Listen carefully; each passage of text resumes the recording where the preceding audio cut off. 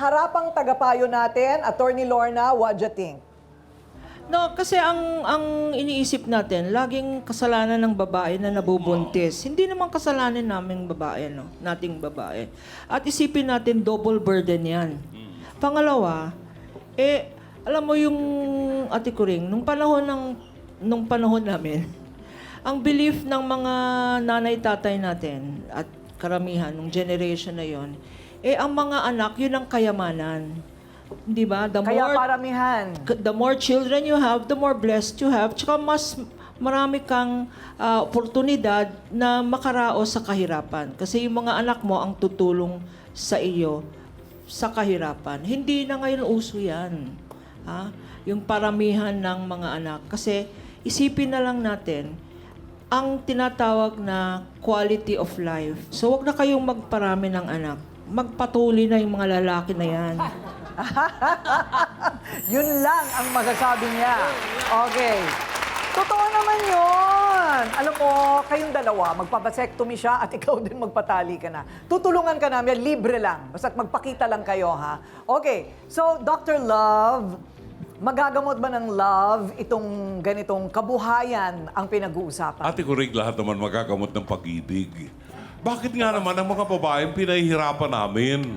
Palagi na lang, anong tawag doon, yung sa mga babae, tatalian, ano? Bakit hindi kami magpatali? Pwede naman eh.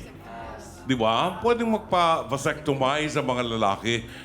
Naging trend na lang yun ng mga babae nagsasakripisyo. Wag na. 12 beses ng anak yung tao. Kawawa naman. Yung hamon ng lalaki magsakripisyo. The problem here is, Gina, alam mo, may kasabihan tayo na wala kang makikitang maganda sa buhay mo pag punong-puno ng galit ang isip mo. No? At walang mabuting mangyayari sa iyo pag palaging galit ang nasa isip. No? Baguhin natin yon. May nakita ko magandang Christian value kay Jenna na gusto kong i-share sa ating lahat. No? Sabi ni Jenna, bago siya nanganak, yung teritoryo niya ay pinagkatiwala niya kay Gina. Understood na yun. Pagkatapos siya mga anak, kukunin niya yun. Pero ayaw nang ibigay ni Gina sa kanya. So ang ginawa ni Jenna, humanap siya ng ibang teritoryo para walang gulo, pagbibigay. At nakita yon ng asawa ni Gina. Kaya siya tumatanaw ng utang na loob. No? Sana makita mo yung ganda ng pakitungo niya sa iyo na pupwede mong gawin sa iba din. No? Pag may nakita tayong biyaya sa iba, isabuhay natin at i-share natin sa iba para kumalat ang biyaya at gumanda ang takbo ng mundo na wala na yung galit, punong-puno ng pag-ibig at pagmamahalan. Ate Kuring? Ayan. Yung pagpapakumbaba, Dr. Camille, mahirap ba talaga sa tawang magparaya? Yung magparaya, o kaya yung parang umamin na lang na pareho silang may pagkukulang, magkita na lang sila sa gitna. Mahirap pa talagang gawin yon. Mahirap magpakumbaba kung napakataas ng pride. Kasi pag may pride talaga sa katawan, napansin nyo kanina, di ba, sabing ganun dito ni Gina, nakikita ko pa lang yung pagbumukha niya, nagagalit na ako. So, basically sa psychology, ang tawag doon, may negative transference. Pag ganun po ang nangyayari, ang tendency, alam nyo, tumataas yung stress level nyo, tumataas yung galit nyo, mauuna kayong tumanda pa kaysa keser.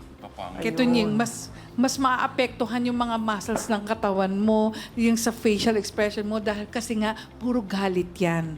So, dapat isipin natin, kung tayo, magkakaayos tayo, magpapakumbaba tayo, ang ganda-ganda siguro ng buhay nyo. Hindi nyo iisipin na ang hirap magpalaki ng 6 na anak. Ang iisipin nyo, kailangan maging masipag tayo, kailangan maging wise tayo para sa ganun maging maayos yung kabuhayan natin.